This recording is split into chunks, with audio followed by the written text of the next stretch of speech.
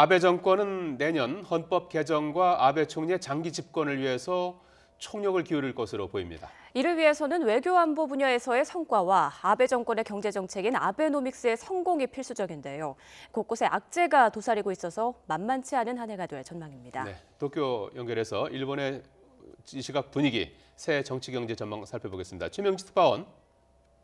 네, 도쿄입니다. 예, 먼저 일본 열도의 세미 분위기는 어떻습니까? 네, 일본은 새해 첫날인 1월 1일 전후로 해서 대부분 일주일가량 긴 휴가가 주어집니다. 가족 단위로 여행을 떠나거나 일가 친척이 한데 모여서 지난 한 해를 돌아보고 새해 계획을 세우는 모습입니다. 일본에서 해마다 그 해를 상징하는 한자를 선정하는데요. 올해는 돈이나 황금을 뜻하는 쇠금자가 선정됐습니다. 브라질 리우올림픽에서 일본이 기대 이상으로 12개의 금메달을 따낸 점, 마수의 전 도쿄도지사의 정치자금 유용 문제, 그리고 도널드 트럼프 미 대통령 당선자의 부자 이미지 등이 영향을 미친 것으로 보입니다. 네, 그러면 새해는 일본의 어떤 한 해가 될까요? 네, 일본을 전쟁할 수 있는 나라로 탈바꿈시키기 위해서 총력을 기울이고 있는 아베 총리는 지난 7월 차면 선거 승리로 국회에서 개헌 발의 의석수를 확보하는 데 성공했습니다. 또 자민당 총재 임기 규정을 고쳐서 2021년까지 장기 집권할 수 있는 길을 열었습니다. 현재 아베 총리의 지지율은 60%대로 고공행진을 이어가고 있습니다. 아베 총리에게는 내년이 장기 집권과 개헌 작업의 명암을 가르는 갈림길이 될 것으로 보입니다. 하지만 외교안보 분야에서의 변수가 만만치 않습니다.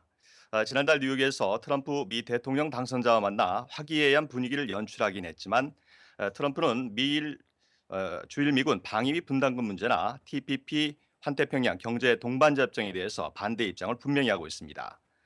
중국과는 내년 중일 국교 정상화 45주년을 맞아서 방중을 통한 관계 개선을 모색하고 있지만 녹록지 않은 상황입니다.